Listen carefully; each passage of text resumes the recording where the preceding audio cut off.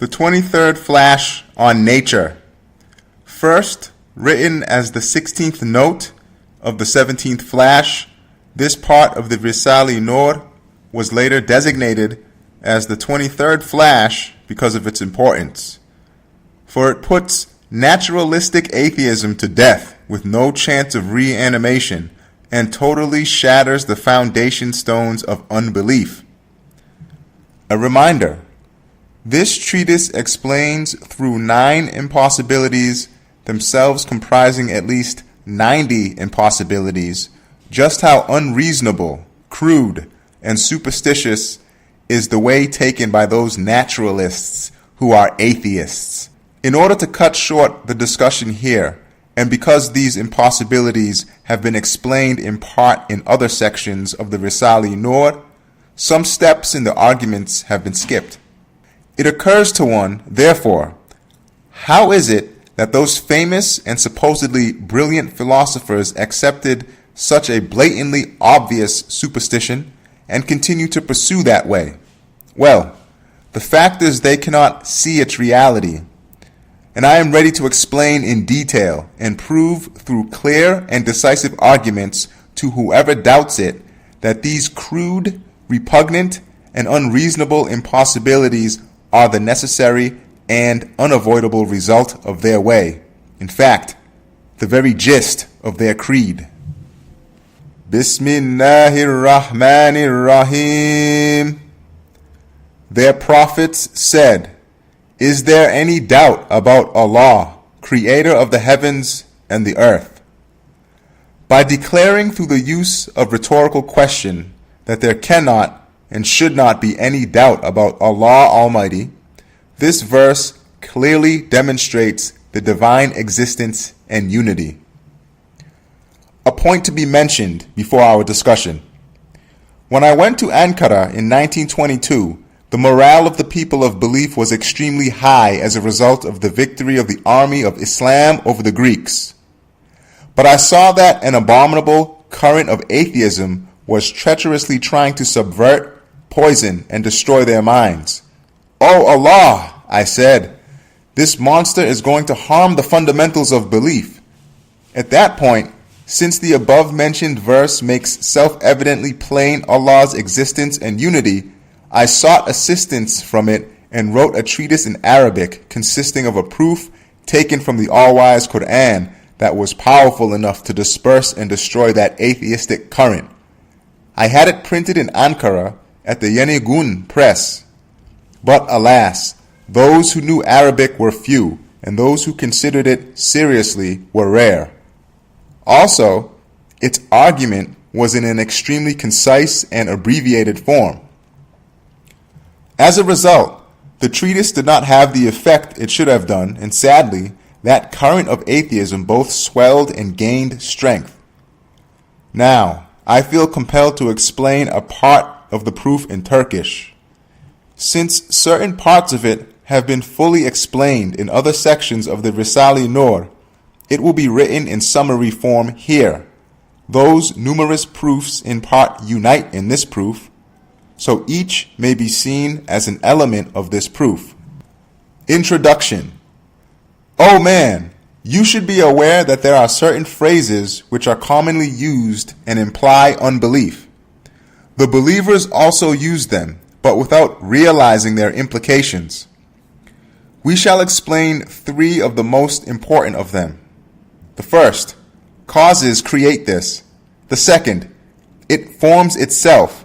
It comes into existence and later ceases to exist. The third, it is natural. Nature necessitates and creates it.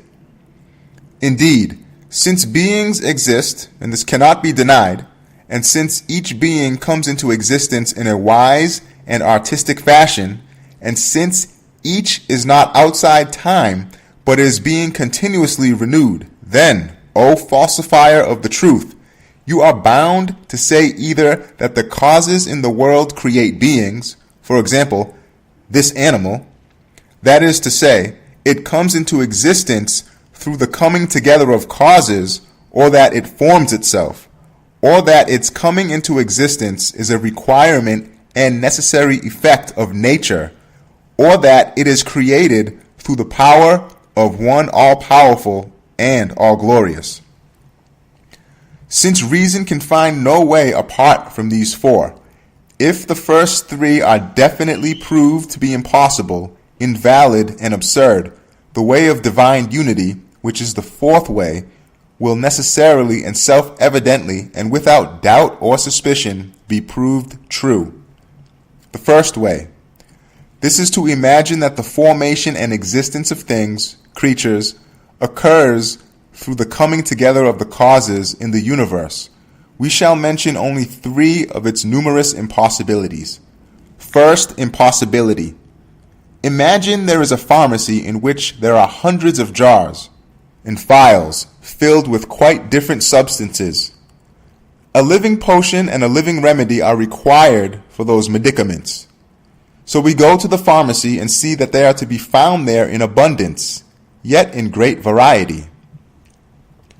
We examine each of the potions and see that the ingredients have been taken in varying but precise amounts from each of the jars and phials, 1 ounce from this, 3 from that, 7 from the next, and so on. If 1 ounce too much or too little had been taken, the potion would not have been living and would have displayed its special quality. Next, we study the living remedy. Again, the ingredients have been taken from the jars in a particular measure, so that if even the most minute amount too much or too little had been taken, the remedy would have lost its special property. Now, although the jars number more than 50, the ingredients have been taken from each according to measures and amounts that are all different. Is it in any way possible or probable that the phials and jars should have been knocked over by a strange coincidence or sudden gust of wind, and that only the precise, though different, amounts that had been taken from each of them should have been split and then arranged themselves and come together to form the remedy? Is there anything more superstitious, impossible, and absurd than this?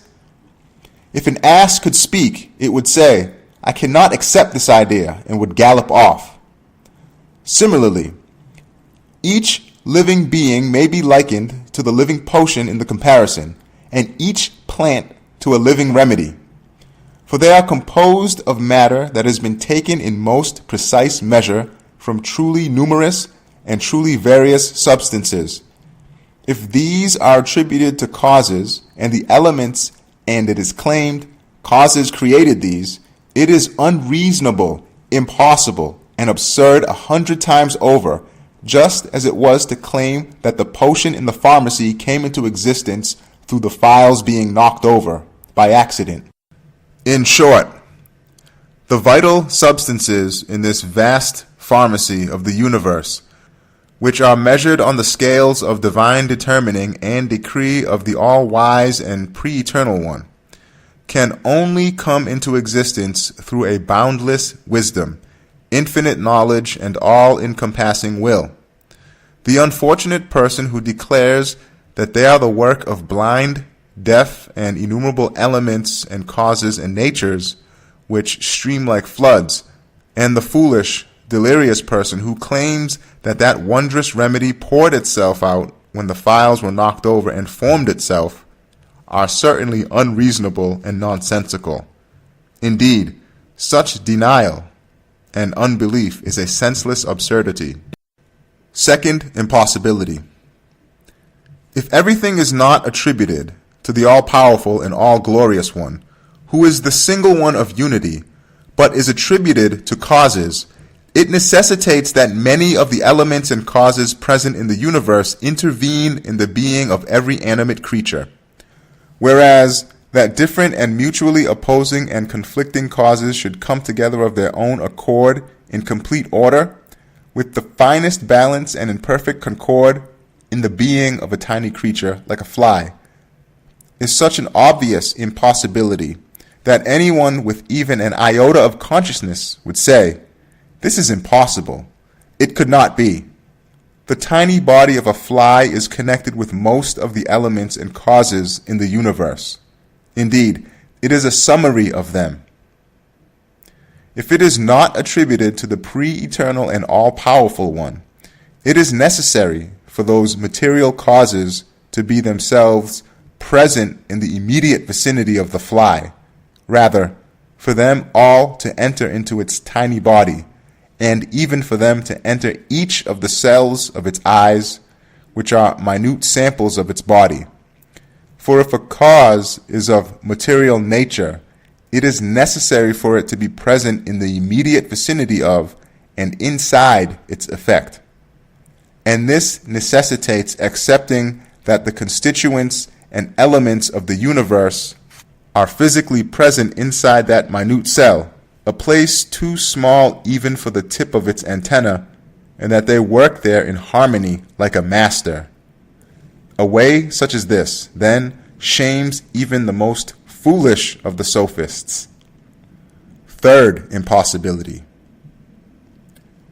It is an established rule that if a being has unity, it can only have issued from a single being from one hand, particularly if it displays a comprehensive life within a perfect order and sensitive balance. It demonstrates self-evidently that it did not issue from numerous hands, which are the cause of conflict and confusion, but that it issued from a single hand that is all-powerful and all-wise.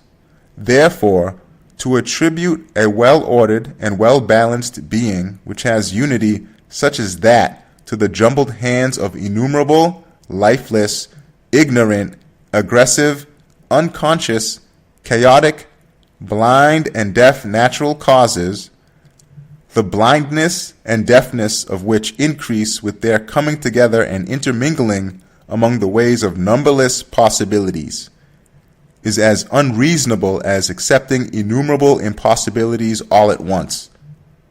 If we leave this impossibility aside and assume that material causes have effects, these effects can only occur through direct contact and touch.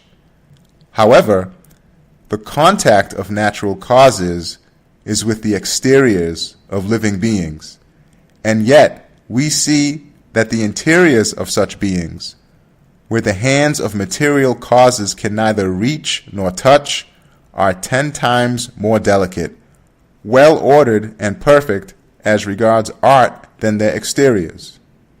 Therefore, although tiny animate creatures on which the hands and organs of material causes can in no way be situated, indeed they cannot touch the creature's exteriors all at once even, are more strange and wonderful as regards their art and creation than the largest creatures, to attribute them to those lifeless, unknowing, crude, distant, vast, conflicting, deaf and blind causes can result only from a deafness and blindness compounded to the number of animate beings.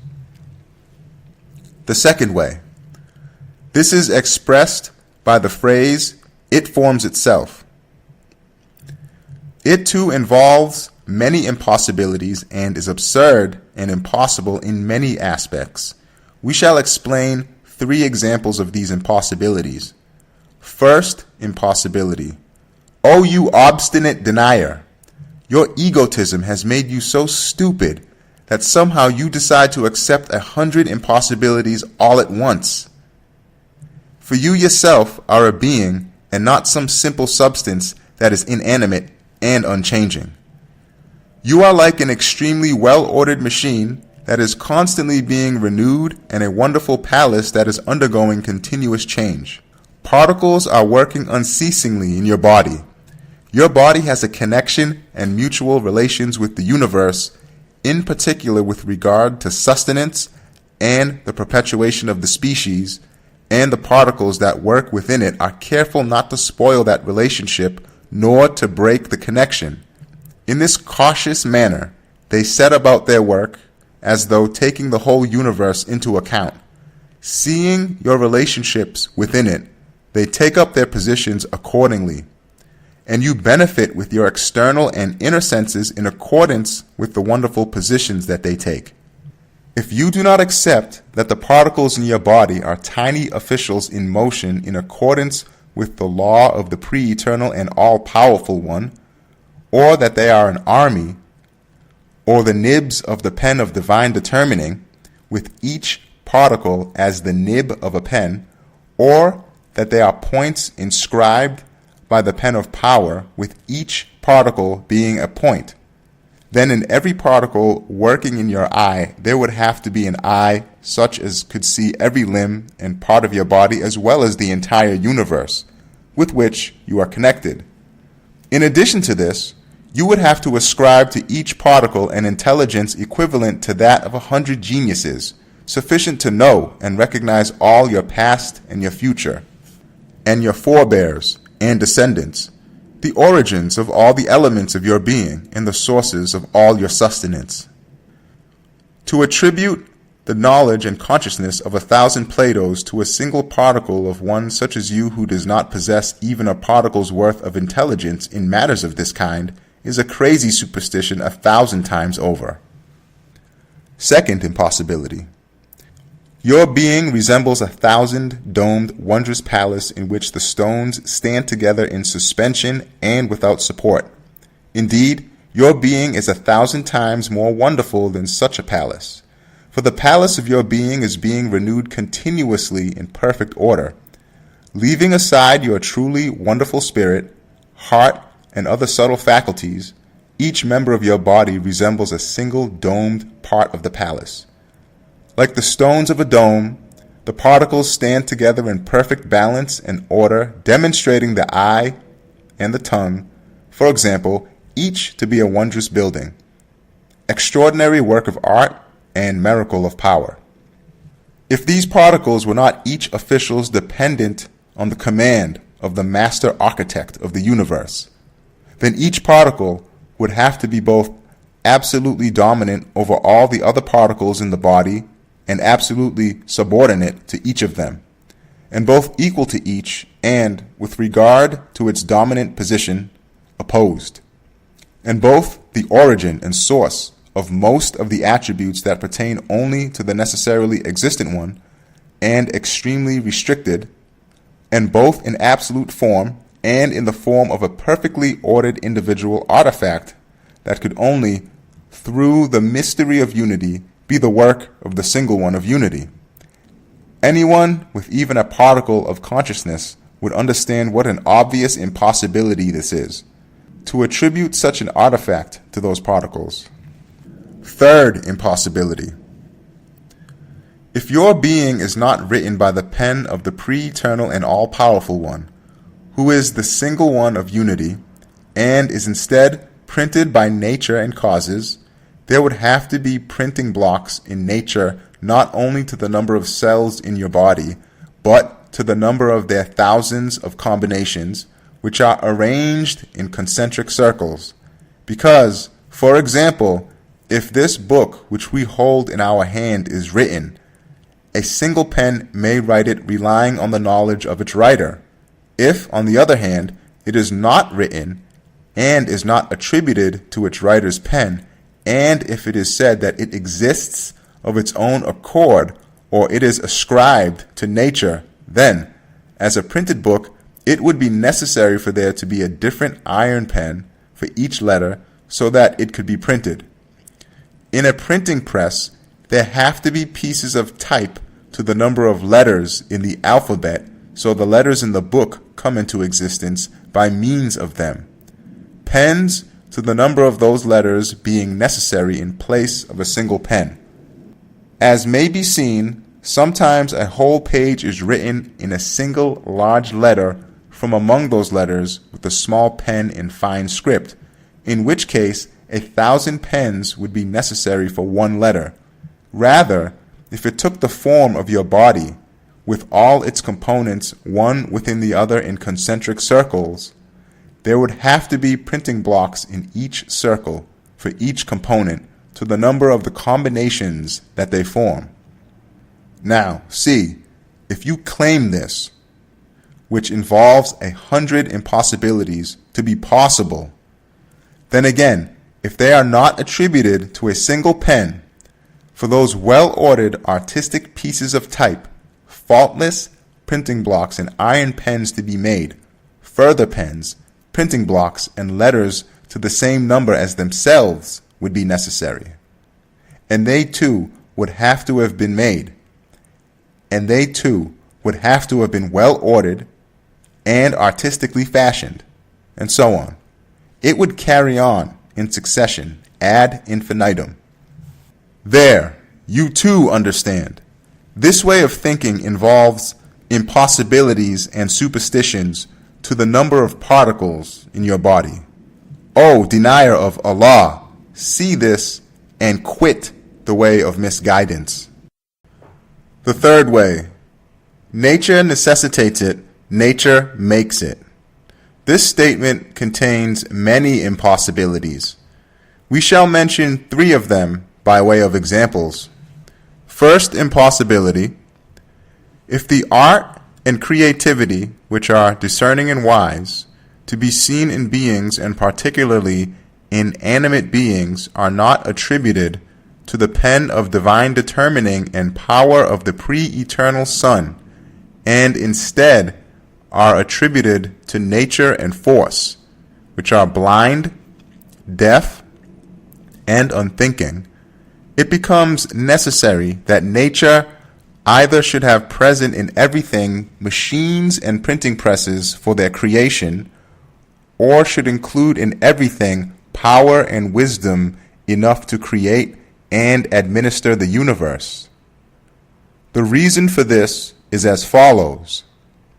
The sun's manifestations and reflections appear in all small fragments of glass and droplets on the face of the earth. If those miniature, reflected imaginary suns are not ascribed to the sun in the sky, it is necessary to accept the external existence of an actual sun in every tiny fragment of glass smaller than a match head, which possesses the sun's qualities and which, though small in size, bears profound meaning, and therefore to accept actual suns to the number of pieces of glass. In exactly the same way, if beings and animate creatures are not attributed directly to the manifestation of the pre-eternal Son's names, it becomes necessary to accept that in each being, and especially animate beings, there lies a nature, a force, or quite simply a God that will sustain an infinite power and will, and knowledge and wisdom. Such an idea is the most absurd and superstitious of all the impossibilities in the universe. It demonstrates that a man who attributes the art of the creator of the universe to imaginary, insignificant, unconscious nature is without doubt less conscious of the truth than an animal. Second impossibility.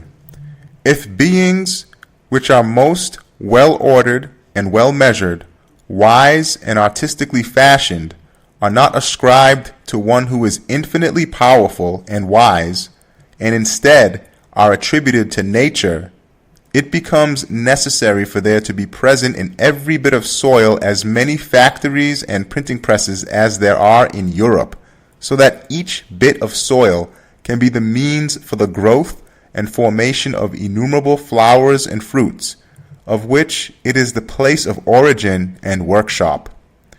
The seeds of flowers are sown in turn in a bowl of soil, which performs the duty of a flower pot for them.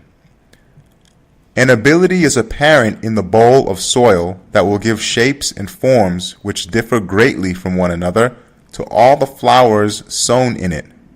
If that ability is not attributed to the all-glorious and all-powerful one, such a situation could not occur without there being in the bowl full of soil immaterial, different, and natural machines for each flower. That is because the matter of which seeds, like sperm and eggs, for example, consist is the same. That is, they consist of an orderless, formless, paste-like mixture of oxygen, hydrogen, carbon, and nitrogen. Together with this, since air, water, heat, and light also are each simple, unconscious, and flow against everything in floods, the fact that the all different forms of those flowers emerge from the soil in a most well-ordered and artistic fashion self-evidently and necessarily requires that there are present in the soil, in the bowl, immaterial, miniature printing presses and factories to the number of presses and factories in Europe, so that they could weave this great number of living fabrics and thousands of various embroidered textiles. Thus, you can see how far the unbelieving thought of the naturalists has deviated from the realm of reason, and although brainless pretenders who imagine nature to be creator claim to be men of science and reason, see just how distant from reason and science is their thought, so that they have taken a superstition that is in no way possible, that is impossible, as a way for themselves. See this and laugh at them. If you ask, if such extraordinary impossibilities and insurmountable difficulties occur when beings are attributed to nature, how are those difficulties removed when they are attributed to the single and eternally besought one? And how is the difficult impossibility transformed into that easy necessity?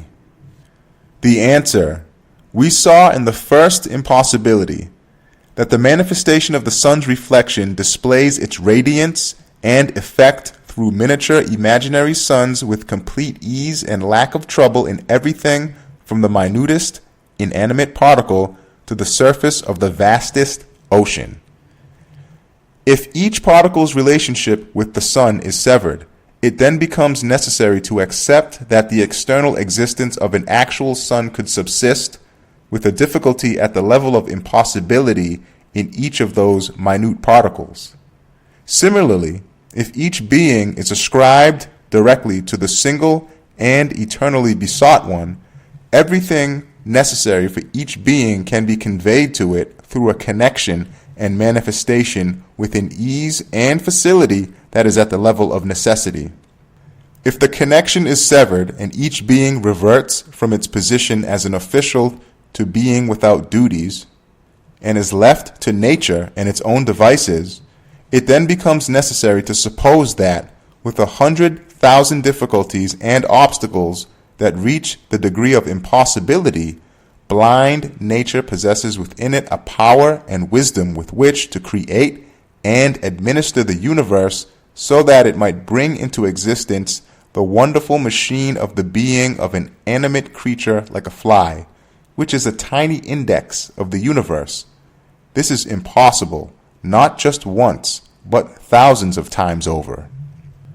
In short, just as it is impossible and precluded for the necessarily existent one to have any partner or like in respect of his essence, so too is the interference of others in his dominicality and in his creation of beings impossible and precluded. As for the difficulties involved in the second impossibility, as is proved in many parts of the Risale-i Nur, if all things are attributed to the single one of unity, all things become as easy and trouble-free as a single thing, whereas if they are attributed to causes and nature, a single thing becomes as difficult as all things. This has been demonstrated with numerous decisive proofs, and a summary of one of them is as follows. If a man is connected to a king through being a soldier or an official, by reason of the strength of that connection, he may perform duties far exceeding his own individual strength. He may, on occasion, capture another king in the name of his own king.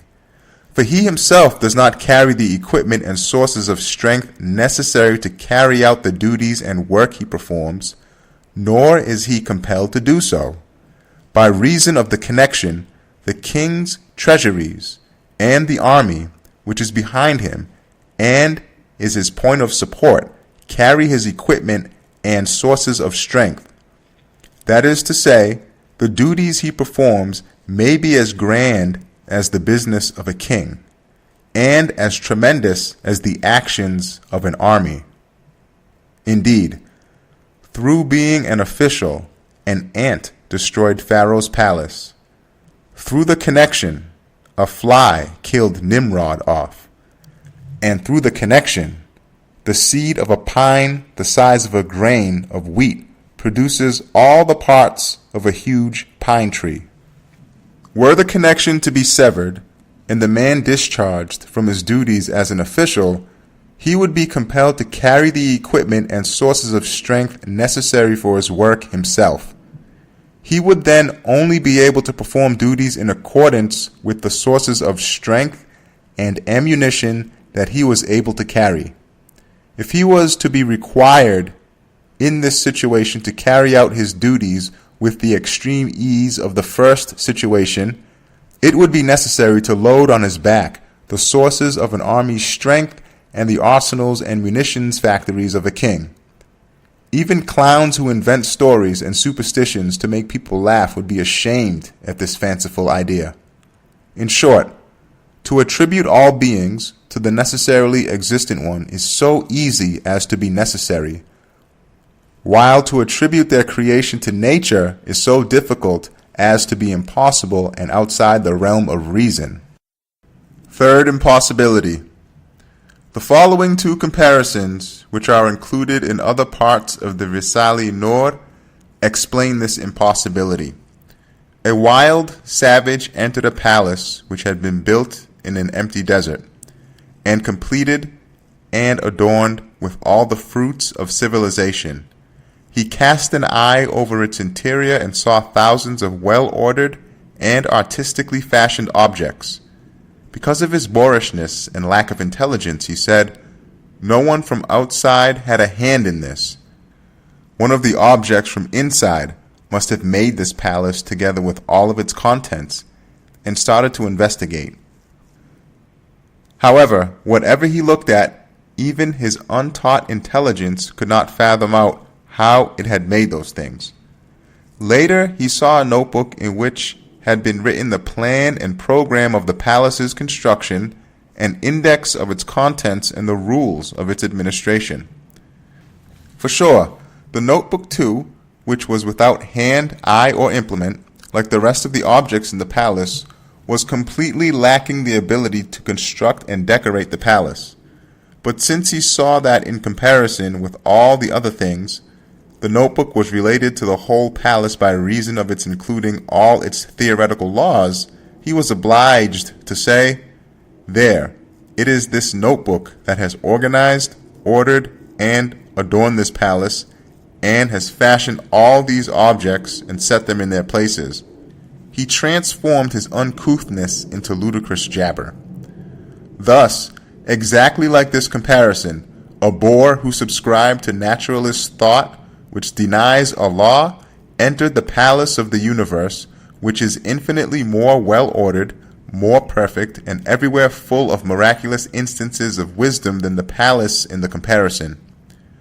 Not thinking that it was the work of art of the necessarily existent one, who is outside the sphere of contingency, and shunning that idea, he saw a collection of the laws of divine practice and an index of dominical art, which are like a slate for writing and erasing of divine determining in the sphere of contingency, and like a constantly changing notebook for the laws of the functioning of divine power, and are extremely mistakenly and erroneously given the name nature. And he said, these things require a cause, and nothing else appears to have the relationship with everything like this notebook has. It is true that reason will in no way accept that this unseeing, unconscious, and powerless notebook could carry out this creation, which is the work of an absolute dominicality and requires infinite power. But since I do not recognize the eternal maker, the most plausible explanation is to say the notebook made it, and makes it. So I shall say that, to which we reply, O you mistaken unfortunate, your foolishness exceeds anything imaginable. Lift your head out of the swamp of nature and look beyond yourself.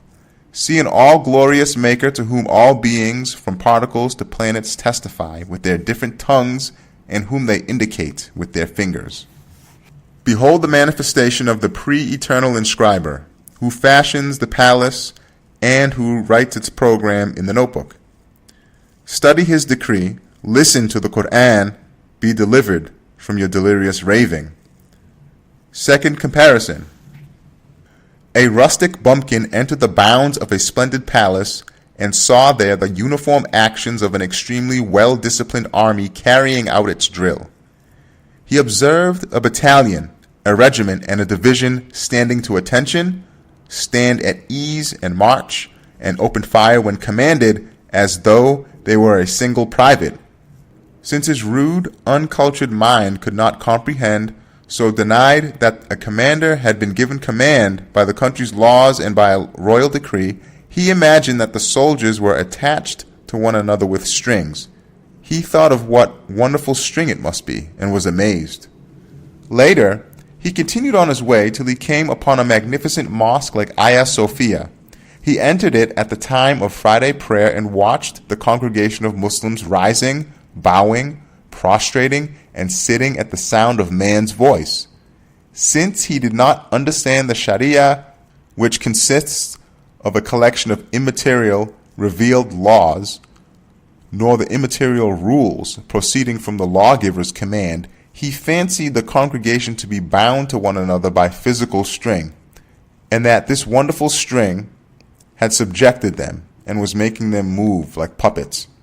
And coming up with this idea, which is so ridiculous as to make the most ignorant roar with laughter, he went on his way. Exactly like this comparison, an atheist who subscribed to materialist thought, which is denial and pure brutishness, entered the universe, which is a splendid barracks of the monarch of pre-eternity and post-eternity for his innumerable forces, and a well-ordered mosque of that pre-eternal all-worshipped one. He imagined the immaterial laws of the ordering of the universe, which proceed from the pre-eternal monarch's wisdom, each to have material and physical existence, and supposed the theoretical laws of the sovereignty of dominicality and the rules and ordinances of the greater Sharia, the Sharia of creation, which are immaterial and exist only as knowledge, each to have external, material, and physical existence. But to set up in place of divine power those laws which proceed from the divine attributes of knowledge and speech and only exist as knowledge, and to attribute creation to them, then to attach the name nature to them, and to deem force, which is merely a manifestation of dominical power, to be an independent, almighty possessor of power, is 1,000 times more low-fallen ignorance than the ignorance in the comparison. In short, the imaginary and insubstantial thing that naturalists call nature, if it has an external reality, can at the very most be work of art. It cannot be the artist. It is an embroidery and cannot be the embroiderer. It is a set of decrees. It cannot be the issuer of the decrees. It is a body of the laws of creation and cannot be the lawgiver. It is but a created screen to the dignity of Allah and cannot be the creator. It is passive and created and cannot be a creative maker. It is a law, not a power, and cannot possess power. It is the recipient and cannot be the source. To conclude, since beings exist, and as was stated at the beginning of this treatise, reason cannot think of a way to explain the existence of beings apart from the forementioned, 3 of which were decisively proved through 3 clear impossibilities to be invalid and absurd, then necessarily and self-evidently the way of divine unity, which is the 4th way, is proved in a conclusive manner. The 4th way, in accordance with the verse quoted at the beginning, "Is there any doubt about Allah, creator of the heavens and the earth?" demonstrates clearly, so that there can be no doubt or hesitation, the divinity of the necessarily existent one, and that all things issue directly from the hand of his power, and that the heavens and the earth are under his sway.